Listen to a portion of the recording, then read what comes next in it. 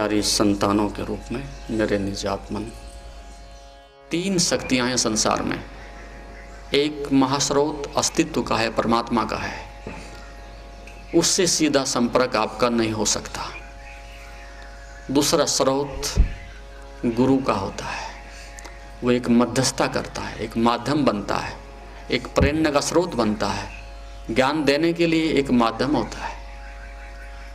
और शिष्य को थोड़ा विश्वास जगता है, थोड़ी श्रद्धा जगती है, आस्था जगती है कि गुरु की आंख में कुछ चमक है, कुछ तेज है, आचरण है, और वही उसकी कसौटी है, वही उसकी प्रेरणा का स्रोत है, और वहीं से शिष्य के अंदर आग लगती है।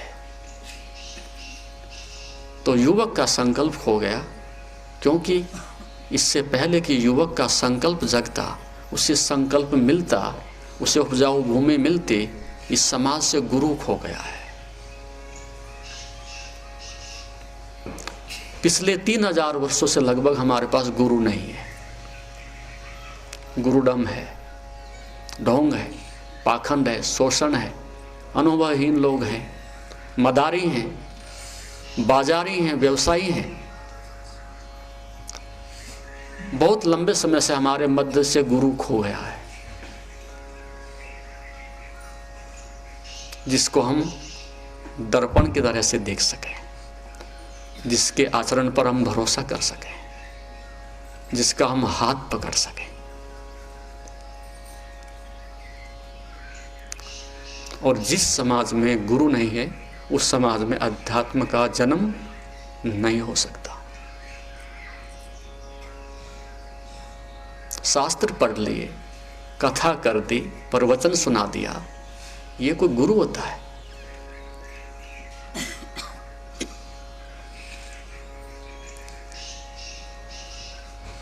गुरु शास्त्र से दूर होता है, उसका जीवन स्वयं एक शास्त्र होता है। और लंबे समय तक शिष्य गुरु के पास रहने का एक ही अर्थ था, वो शास्त्र नहीं पढ़ाता था और गुरु उपदेश नहीं देता था। एक ही बात के लिए शिष्य को नजदीक रखता था कि मुझे देखना, सुनना,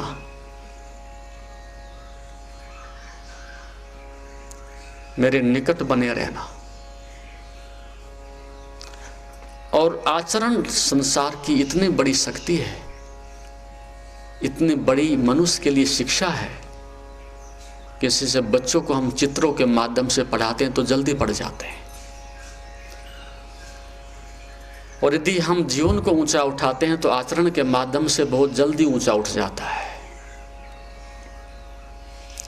तो कोई शिष्य तुम्हारी शिक्षाओं से नहीं सीखता, कोई शिष्य गुरु के आचरण से सीखता है। उसे संदेह करने का मौका मिलता है, अश्रद्धा करने का मौका मिलता है, नाराज होने का मौका मिलता है, प्रेम करने का मौका मिलता है, और अपनी मूढ़ता को और अपनी अनुभूति को, दोनों को प्रकट करने का मौका मिलता है। और ये बात सदैव याद रखना, प्रकृति के नियम है, नियति के नियम है। जहां प्रेम होगा वहां थोड़ी घृणा भी होगी, उसके अलावा प्रेम हो ही नहीं सकता। जब आप बढ़ोगे, प्रेम के साथ साथ थोड़ी घृणा भी आएगी, लेकिन उसकी परवाह नहीं करना। थोड़ा क्रोध भी आएगा, थोड़ा अहंकार भी आएगा, थोड़ा लोभ भी जगेगा। अकेला प्रेम ही नहीं होगा।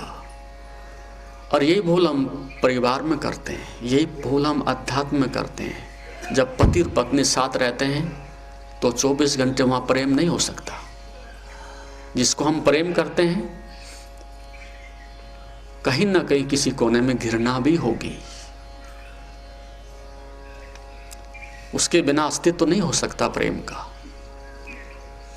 लेकिन उसकी परवाह मत करना कि घृणा हुई, उसको एक नियम मान करके चलना। केवल प्रेम की फिक्र करना, प्रेम बढ़ाएंगे। सुबह झगड़ा हो गया, सायंकाल लौटते लौटते ठीक भी हो जाएगा। 24 घंटे में फिर लौट आएंगे, फिर प्रेम की आहुति डालेंगे, फिर प्रेम को बढ़ाएंगे, फिर बीच में व्यवधान आ जाएगा, फिर थोड़ा सा झगड़ा हो जाएगा, फिर प्रेम को बढ़ाएंगे। ऐसा करते करते जो नकारात्मक है, जो घृणा है, जो ईर्ष्या है, वो तो कम होती चली जाएगी और दूसरा जो पक्ष है प्रेम का, वो बढ़ता चला जाएगा। और श्रेष्ठ की एक ही श्रेष्ठता है कि वो निकृष्ट को अपने गर्भ में समाहित कर सकता है।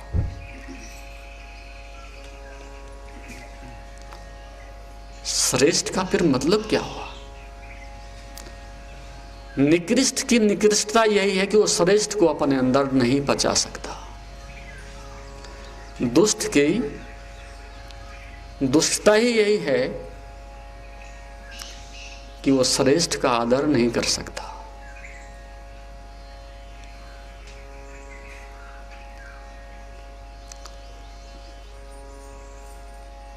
और श्रेष्ठ की ये श्रेष्ठता है कि वो दुष्ट को भी हृदय से लगा सकता है, आदर दे सकता है। यदि संसार में दुष्टता मिटी है तो उस निर्दोष श्रेष्ठता के कारण ही मिटी है। कोई शास्त्र किसी दुष्टता को नहीं मिटाता। बाप की संतान कितने भी गिरी हो, कितने भी निकृष्ट हो, नालायक हो, फिर भी बाप का चाहे अंधा प्रेम हो, चाहे अनुराग हो, उसे क्षमा करता है, अंतिम समय तक करता है। और जब बाप अपने बेटे को इस स्थिति में क्षमा कर सकता है तो सत्पुरुष, एक महापुरुष जिसके लिए सारी सृष्टि उसकी अपनी ही होती है, उसको क्षमा करने के लिए कोई कठिनाई नहीं होती। ऐसे बहुत सारे उदाहरण इस संसार में हैं। महर्षि तनंद का उदाहरण आता है, जिसने जहर दिया उसको क्षमा कर दिया, जाओ। ये श्रेष्ठता है। हम प्राण ले लेते, सजा करवा देते, मुकदमा कर देते, लेकिन नहीं। और क्षमा जो अपने को नहीं कर सकता वो दूसरे को कैसे करेगा? तुम्हारे अंदर क्रोध उठेगा तो क्या लड़ोगे उसके साथ? फिर तो तुम्हारी हत्या हो जाएगी। काम उठेगा तो क्या लड़ोगे उसके साथ? उसे आप बच्चे की भांति प्रेम दोगे, उसे आप सहानुभूति दोगे, उसे आप अपनी संगति दोगे, आप उसे अपनी श्रेष्ठता दोगे, और आपकी श्रेष्ठता उसको मिटा सकती है। आपका प्रेम उस क्रोध को हटा सकता है। लेकिन क्रोध पर फिर तुम पुनः क्रोधित हो जाओ तो तुम क्रोध को ही बल दे रहे हो, तुम क्रोध को ही प्रजननशील बना रहे हो। तो फिर क्रोध कब समाप्त होगा? क्रोध को तो समाप्त करने का एक ही तरीका है, उसे तुम स्वीकार कर लो कि तुम आ गए हो। स्वीकार कर लेता हूं और मेरे ऊपर कृपा करो कि तुम वापस लौट जाओ, तो तुम्हारा धन्यवाद करूंगा। तो उसके लिए हमें जैसे बीमार हो जाए शरीर तो कोई ना कोई गोली, उपचार, दवाई देनी पड़ती है। तो क्रोध का फिर उपचार क्या है कि तुम उसका एक एंटीडोट ढूंढ लो, उसका तुम उपचार करने का एक दूसरा ध्रुव ढूंढ लो, उसके पैरेलल विपरीत अधिक मात्रा में प्रेम पैदा करने लगो, क्षमा का भाव पैदा करने लगो, करुणा का भाव पैदा करने लगो। जुट जाओ। जिस दिन तुम्हें आंख बंद करके दिखाई पड़े कि गुफा में अंदर शत्रु घुस गया तो सुरक्षा सैनिक बढ़ाने पड़ेंगे। तो प्रेम सुरक्षा सैनिक है। बढ़ाऊंगा, बांटूंगा। ध्यान का अर्थ केवल इतना ही है कि अंदर झांक करके तो देख लूं कि शत्रु है कि मित्र। कहीं लुटेरे तो नहीं घुस गए। आंख बंद करके टटोलने का अर्थ वहां परमात्मा से कोई मतलब नहीं तुम्हारा कि आंख बंद करते तुम्हें परमात्मा दिखाई पड़ेगा। कोई परमात्मा नहीं बैठा हुआ। अपनी दुष्टता को देखने का नाम ध्यान है। थोड़ा कठोर तो लगेगा तुम्हें। अपने उस जहर को, दुष्टता को देखने का नाम ध्यान है।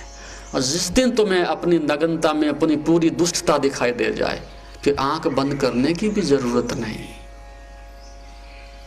क्यों करें आंख बंद?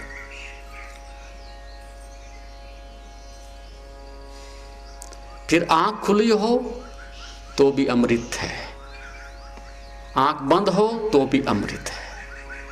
ध्यान की पराकाष्ठा तो यही है, यही सहज ध्यान है। जो जो करूं सो सो पूजा। उसका मतलब क्या हुआ? जब तुम करोगे तो आंख खुली ना होगी। जब तुम देखोगे तो तुम्हें पाप ना दिखाई पड़ेगा, लेकिन पाप तुम्हें छुएगा नहीं, क्योंकि तुमने पाप के आने के द्वार ही बंद कर दिए। जो व्यक्ति लंबी बीमारी से जूझ रहा हो और कभी पथ्य ना किया हो, उसे पता चलता है कि बीमारी को जाने में कितना पैसा खर्च हुआ, कितनी पीड़ा हुई। और कोई भूल करके के 1000 बार कहे कि ये खा लो, तो नाम लेकर के भी उल्टी आती है। अब ये बीमारी हम आमंत्रित ना करना चाहेंगे, तो जिस व्यक्ति ने क्रोध की, घृणा की, वासना की पीड़ा को जिया है, जाना है, वो द्वार से घुसने देगा? नहीं, अछूता रह जाएगा और दूसरों पर भभकेगा नहीं।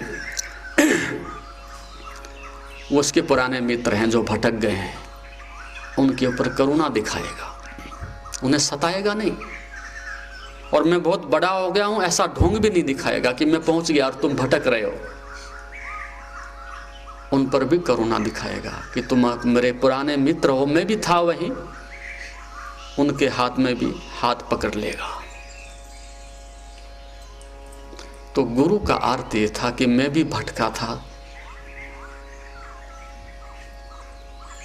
और आज तुम भटक गए हो तो कोई बुराई नहीं, मार्ग है, तुम भी आ जाओ।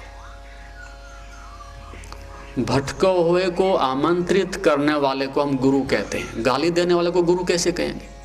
निंदा करने वाले को हम गुरु कैसे कहेंगे? सजा देने वाले को हम गुरु कैसे कहेंगे? गुरु का मतलब करुणा है। अब कुछ है जो तुम्हारा भी है और मेरा भी है, साझा है। प्रेम सबका है, सत्य सबका है, मेरी व्यक्तिगत संपदा नहीं है। लेकिन उस खदान तक पहुंचने का मार्ग क्या, उसका पता चल गया। तुम भी आमंत्रित तो आ जाओ, मैंने खोज लिया है, तुम्हारे लिए भी एक मार्ग बन जाएगा। तो यहाँ खोजने वालों का आदर था और अब लूटने वालों का आदर है।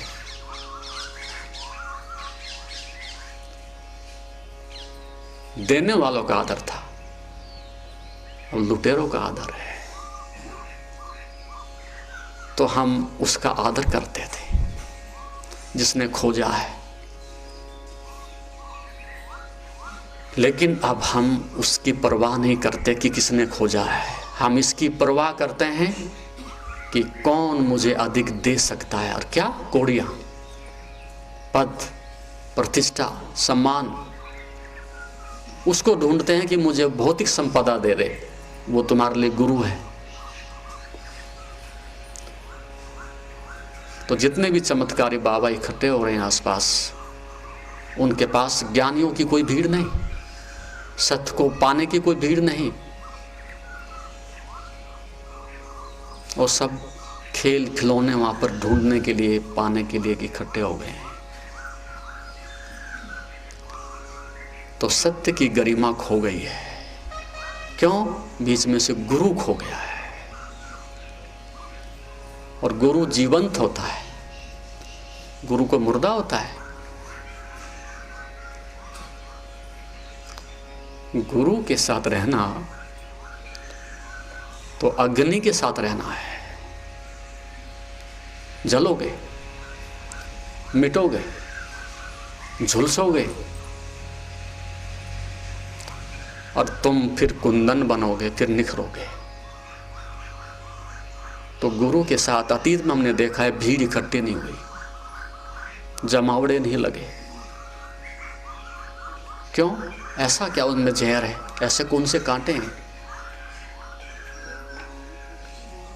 क्योंकि अहंकार को पीड़ा होती है, सम्मान को ठेस पहुंचती है, मन बदलने को राजी नहीं होता, झुकने को राजी नहीं होता, सेवा करने को तैयार नहीं होता, तो भागता है वहां से।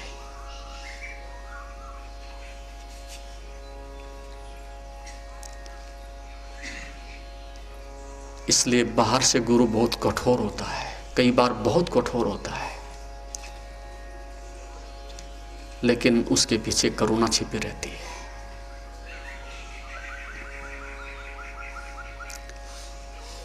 तो इसलिए लंबे समय से हम गुरु की तलाश में हैं। किसी भी धर्म का अवतरण तब होता है कि जब बीच में कोई जीवंत अनुभवी खोजी गुरु होता है।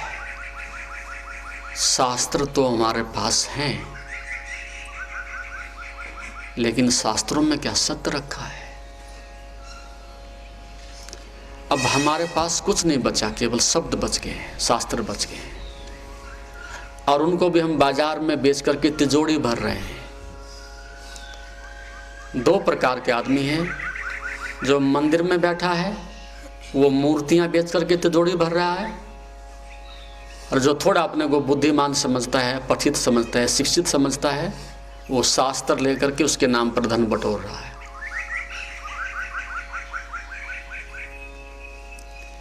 तो गुरु का अर्थ है जिसके साथ तुम्हें भी जलना होगा, बदलना होगा, और कोई उपाय नहीं, और बदलने को हम राजी नहीं। और प्रयास तो हमारा यही है कि हम गुरु को भी बदल डालें। शिष्य आते इसलिए हैं कि हम गुरु को पहले बदल लें, ताकि हमारा कार्य आसान हो जाए। हम जैसे नचाना चाहें नाचें, जैसा कहलवाना चाहें कहलवाएं, जैसा बैठाना चाहें बैठें, जैसे गद्दी को हड़पना चाहें गद्दी को हड़पें, जैसे जुलूस निकालना चाहें जुलूस निकालें। शिष्यों का जमावड़ा होता इसलिए इकट्ठा है।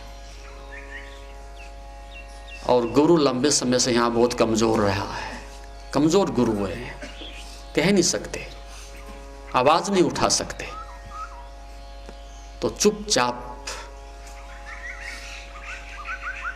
वो सब पाखंड और ढोंग चलता रहता है। तो संकल्प की यात्रा, योग की यात्रा वही पूरी कर सकता है जो उस अनुभवी गुरु के पास जाकर के अपने उस दिशा को सही दिशा में बदलने के लिए राजी हो जाता है। तो संकल्प की यात्रा लगभग बंद हो गई है। और जब संकल्प नहीं तो हमारे पास फिर ज्ञान भी नहीं। ज्ञान कहाँ से आएगा? और यदि ज्ञान तुम्हारे पास होता तो जो दूसरा चरण है समर्पण का, वो भी अपने आप आ जाता है। क्योंकि ज्ञान की पराकाष्ठा का नाम ही समर्पण है। जब जानने वाला जानते जानते ऐसी अवस्था पर पहुंच जाता है कि मैं कुछ भी नहीं जानता, वो ज्ञान की पराकाष्ठा है। यहां तो बिना जाने ही इतने अहंकार से भरे हुए हैं कि सब कुछ जान लिया है, लेकिन जानते जानते इतनी बड़ी निर्दोषता पैदा हो जाती है, इसे पूरे ब्रह्मांड को देख करके पता चलता है कि जानता क्या हूं। तो फिर गर्दन गिरने को राजी हो जाती है, झुकने को राजी हो जाती है, और फिर समर्पण का द्वार खुलता है। तो हमारे यहाँ दो प्रकार का एक संतुलन था, ज्ञान और भक्ति, दोनों शिखर पर होती थी। जहाँ तेज की बात आती है, ज्ञान की बात आती है, तो शिखर पर होते थे, और जहाँ जीवन में सुगंध की, उत्सव की, नृत्य की बात आती तो वहाँ हम शिखर पर होते थे। अकेला ज्ञान हो तो मरुस्थल की तरह से हो जाता है, शुष्क है, बैठा है वेदांताचार्य। और अकेली भक्ति हो वह भी असुरक्षित है, आप ऐसी कल्पना करो, फूल खिले हैं, बगीचा खिला हुआ है, फल लगे हुए हैं, कोई सुरक्षा कवच नहीं, कोई बाढ़ नहीं, कोई दीवार नहीं, और रास्ते से लोग चलते हैं, सीधे जंगली जानवर घुसते हैं, सायंकाल तक ना एक फल मिलेगा, ना फूल मिलेगा, ना साग मिलेगा, ना सब्जी मिलेगी, कुछ नहीं मिलेगा। तो भक्ति, अकेली भक्ति भी नीरस है, असुरक्षित है। भक्ति को भी सुरक्षा कवच चाहिए, वो ज्ञान था। भक्ति के साथ ज्ञान जुड़ जाए तो परम सुंदर हो जाती है, फिर शोषण ना हो सकेगा। जिसको हम भक्ति कहते हैं, उस भक्ति में क्या है? पूरा शोषण है, रास रस रही है, कृष्ण की लीला रच रही है, अब उसी लीला रच रही है, शोषण होता है। तो स्त्री के पास तेज भी हो, बल भी हो, विवेक भी हो, तो फिर दोनों मिलकर के एक समग्रता बनते हैं, दोनों मिलकर के एक उस संबोधि को प्राप्त करने के साधन बनते हैं। लेकिन यहाँ की स्त्री के पास विवेक नहीं, समझ नहीं, लड़ने की क्षमता नहीं, इनकार करने की क्षमता नहीं, इसलिए भक्ति नष्ट हो गई है और वह दुराचार में बदल गई है। तो उधर ज्ञान भी गया और भक्ति भी गई।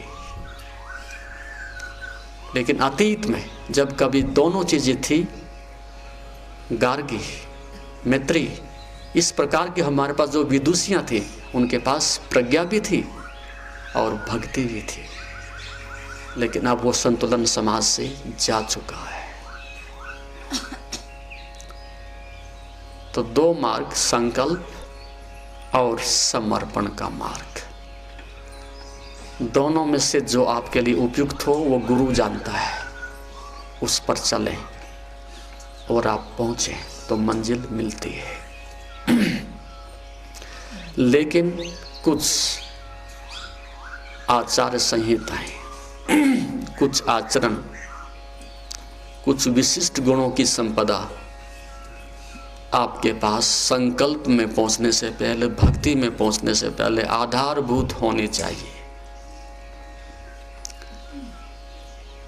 यदि इस प्रकार का शिष्यत्व आपके पास नहीं है तो फिर ना आप संकल्प में जा सकते, ना समर्पण में जा सकते, न ध्यान में जा सकते।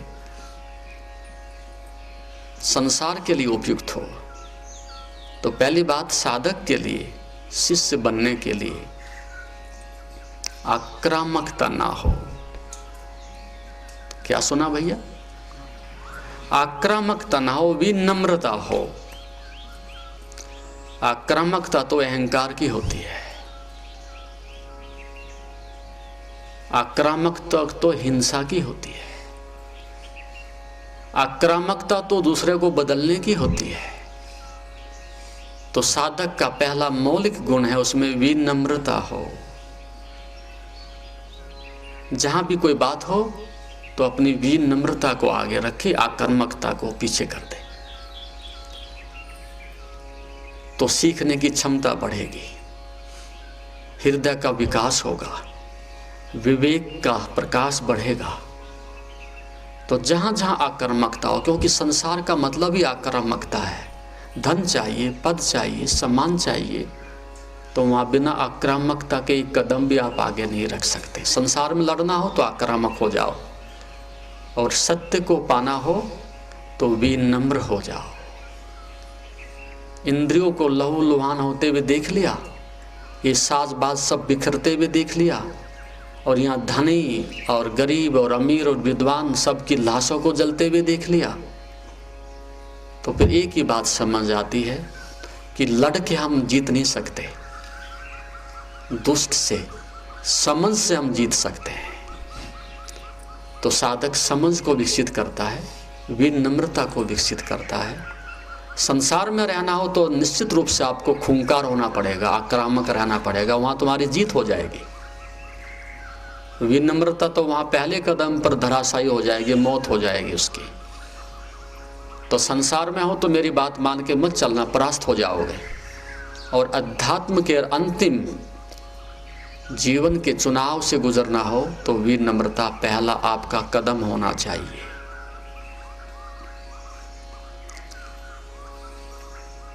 दूसरी बात, चंचल ना हो।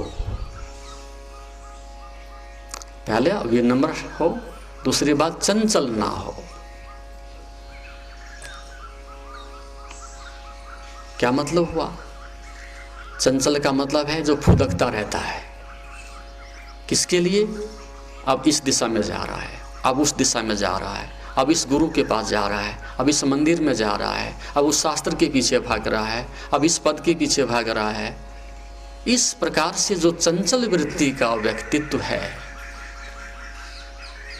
उसके लिए अध्यात्म का मार्ग बंद है, योग का मार्ग बंद है। चंचल ना हो, स्थिर मना हो। जिस दिशा को चुन लिया हो, जिधर कदम रख दिए हो, चाहे सब कुछ पूरा विश्व विपरीत होता हो, सब कुछ उसको भटकाने के लिए आ गया हो, उसका मन उसके विपरीत गवाही देता हो, लेकिन जो चुन लिया वो चुन लिया। स्थिर मना है, रहूँगा, मिटूंगा तो कोई गम नहीं, खो जाएगा तो कोई खेद नहीं, लेकिन रहूँगा। और यदि किसी के पास ऐसा दृढ़ निश्चय है तो मैं कहता हूँ उसकी आधी यात्रा तो पूरी हो गई। लेकिन तुम्हें तो फुसलाया जा सकता है, तुम्हें तो जब चाहो तोड़ा जा सकता है, रिश्वत दी जा सकती है, प्रलोभन दिया जा सकता है। रोज टूटते हैं, घर में टूटते हैं, मंदिरों में टूटते हैं, गुरुद्वारों में टूटते हैं, रोज टूटता है आदमी।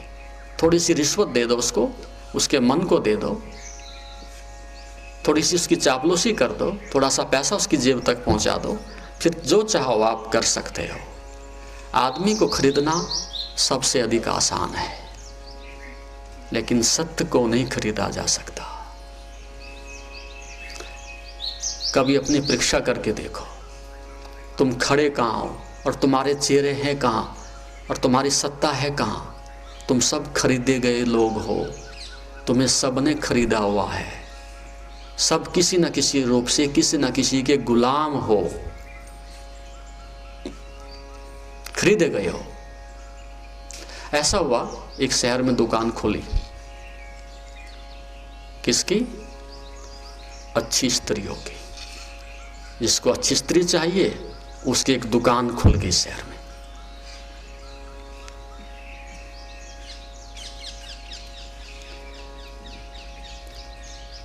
स्वाभाविक है, सारा शहर उमड़ा, क्योंकि अपनी पत्नी से कौन खुश है? 7 चक्कर कट गए तो इससे क्या फर्क पड़ता है? चाहे 700 कट जाएं, लेकिन दिल तो नहीं मिलता, प्रेम नहीं मिलता, आदर नहीं मिलता, शांति नहीं मिलती। रोज तांडव नृत्य होता है, दिवाले किसी प्रकार से संभाले हैं, लेकिन पड़ोसी तमाशा तो देखते ही हैं। तो हर आदमी परेशान है अपनी स्त्री से, अपने पुरुष से। तो एक नई न्यूज थी सुबह सुबह, हेडलाइन, किसी को अच्छी स्त्री चाहिए, एक शहर में दुकान खोली। किसकी? अच्छी स्त्रियों की। जिसको अच्छी स्त्री चाहिए उसकी एक दुकान खुल गई शहर में।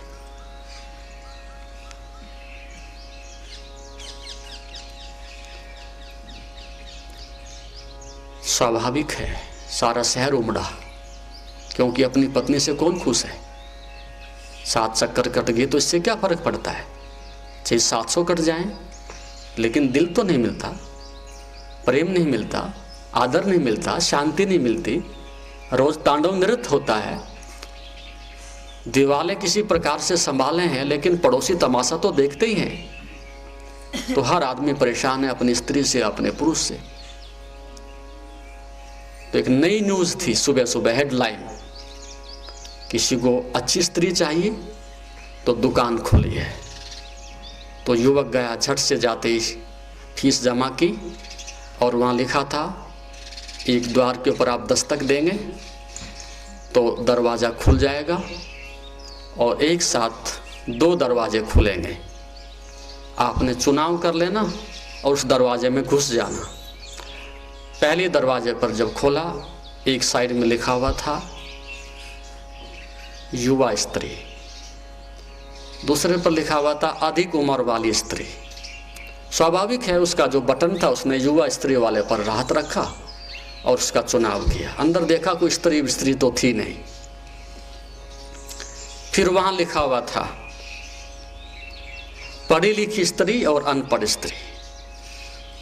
स्वाभाविक है, पढ़ी लिखी स्त्री वाला बटन दबाया, फिर दरवाज़ा खोला, अंदर देखा न पढ़ी लिखी है न अनपढ़ है।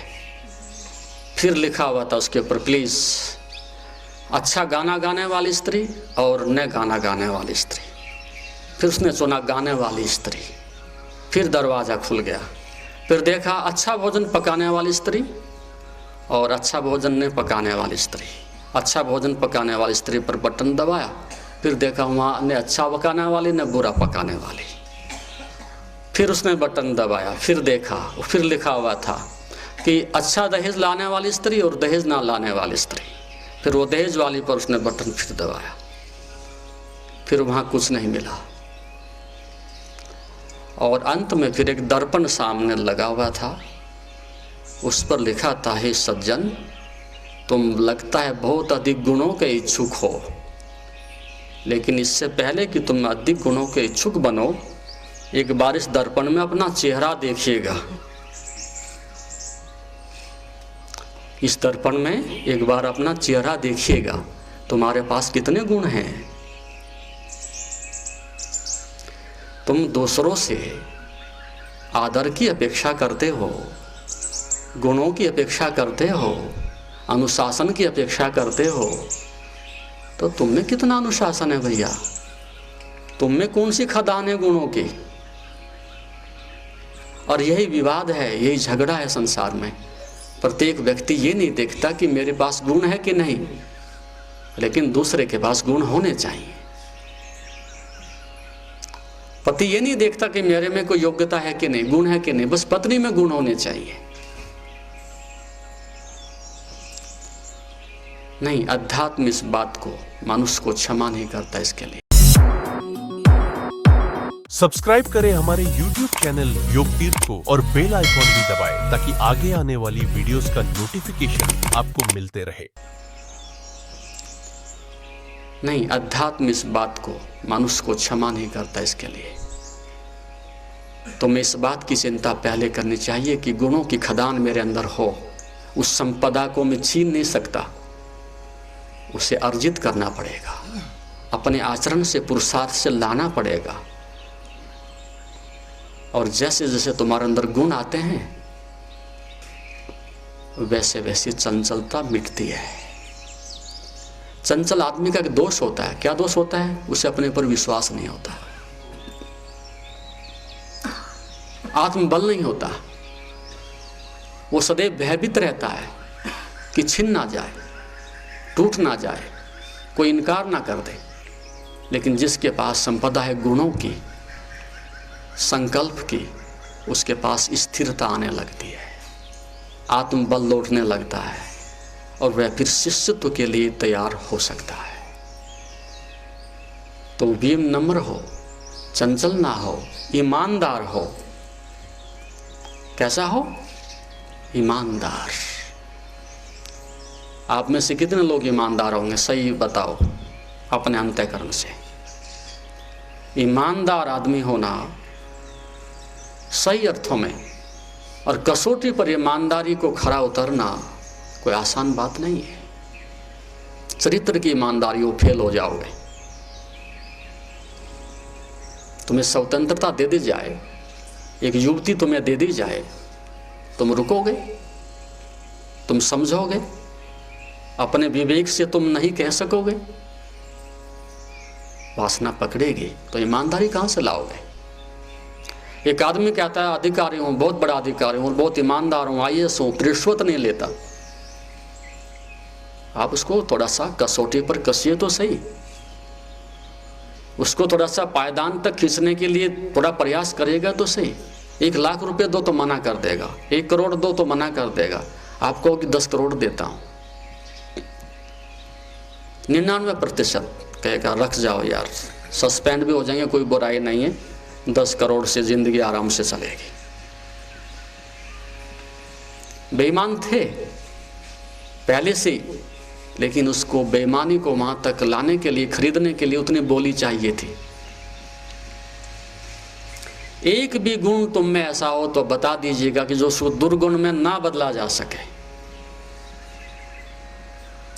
चाहे वो भोजन का है, चाहे धन का है, चाहे चरित्र का है, कोई भी एक गुण आप देख लीजिएगा तुम्हारे अंदर टटोल करके कि तुम्हें नीचे ना घसीटा जा सके, तो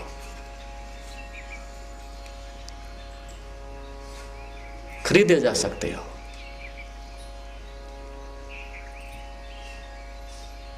और योग ये कहता है, बहुत सीधी बात कहता है, सरल बात कहता है, एक गुण भी तुम ग्रहण कर लो,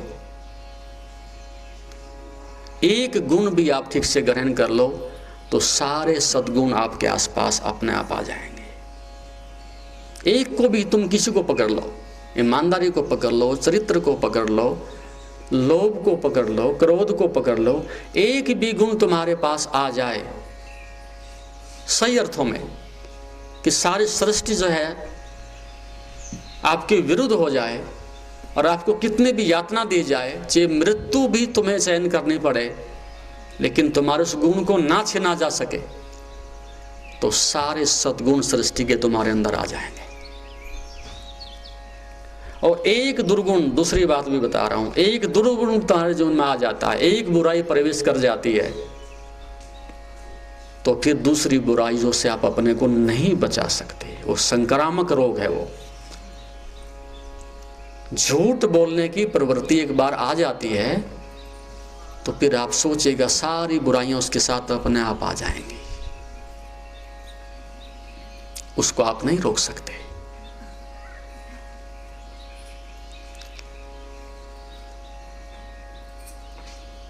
तो क्या हो, ईमानदार हो, सरल हो।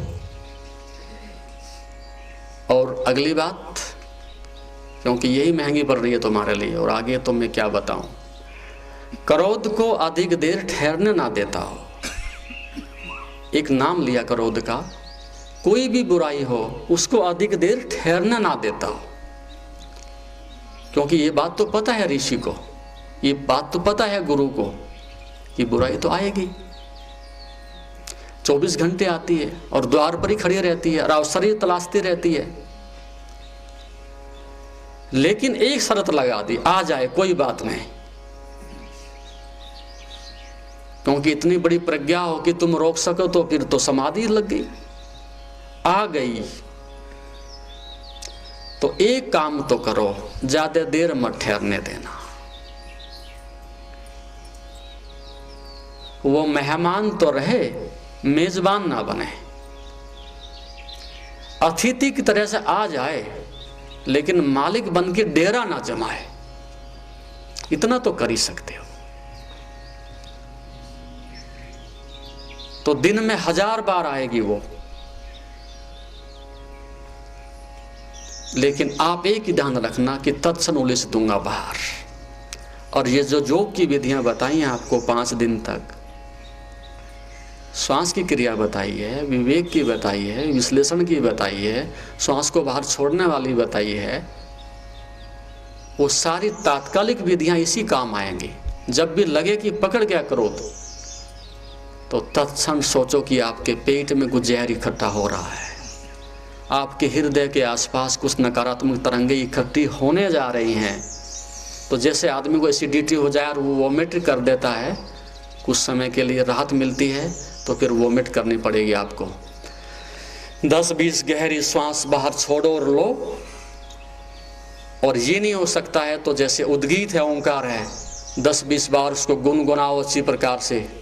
किसी पेड़ के नीचे खड़े होकर के, कमरे में जाकर के, बाथरूम में घुस जाओ और गुनगुनाओ उसको। और यदि आवाज करने में किसी पड़ोसी को परेशानी है तो नीचे से मूलाधार को खींचो, संकुचन करो नाभि का, और बाहर एक्सहेल करो 10 बार, और आप पाएंगे कि हत्या होगी क्रोध की।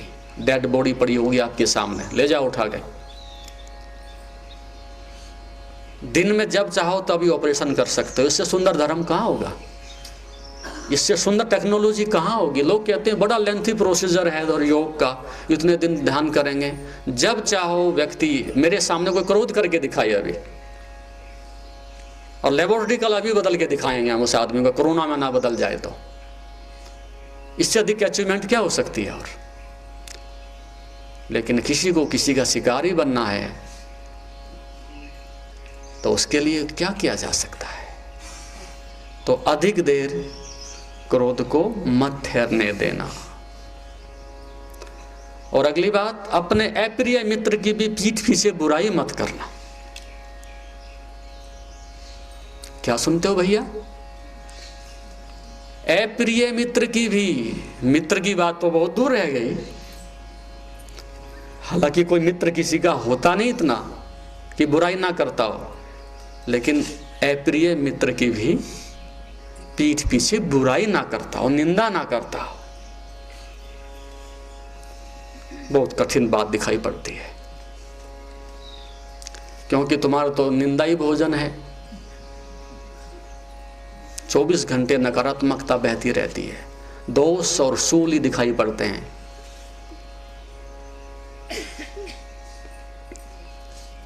पीठ पीछे भी तो क्या हानि हो जाएगी? जब तुम निंदा करोगे तो तुम भी निंदा से भर जाओगे, तुम्हारा रोया रोया निंदा से भर जाएगा। और जो तुम्हारा प्रेम है, करुणा है, जो दिव्य संपदा है, उसको एक पायदान नीचे खिसकना पड़ेगा।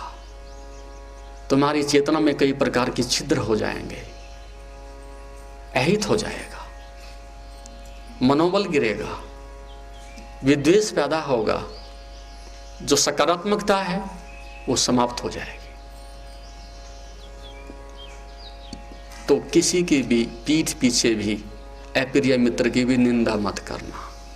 हित चाहते हो सामने कहो, सहानुभूति पूर्वक कहो, अकेले बैठा करके कहो कि मित्र, मैं चाहता हूं कि ये दुर्गुण चला जाए और मैं तुम्हारी मदद करूंगा, तो संसार से आज ही बुराई मिट जाए। तो हम दूसरे को गिरा करके ऊंचा होना चाहते हैं, लेकिन ऐसा कदापि होता नहीं। तुम दूसरे को नीचे गिराओ और आप ऊंचे उठ सको, ऐसा कदापि संभव नहीं है। उसके साथ तुम भी गिरोगे, पहले तुम गिरोगे। तो योग का अर्थ है कि 1% भी किसी के प्रति निंदा मत करना, नकारात्मकता मत रखना। हो सकता है उसका हित करना, ना हो सकता है तो शांत रहना और उपेक्षा करना। ठीक है, कोई बात नहीं, हम नहीं कर सकते मदद तो अपने को अलग कर लेते हैं। और जो व्यक्ति तुम्हारे सामने किसी की निंदा कर रहा है, निश्चित रूप से 100% वो आपकी निंदा भी करेगा। ये आप एक मैथमेटिक्स का नियम मान के चलो। जो दूसरे की निंदा आपके सामने लेके आ गया, वो कोई ज्ञानी नहीं, योगी नहीं, तपस्वी नहीं, साधारण संसारी आदमी है, तो वो तुम्हारी निंदा भी पीठ फिरते ही करेगा। कर तो दी उसने, भोजन तलाश रहा है, तुम क्या कहोगे इस प्रतिक्रिया को तलाश रहा है।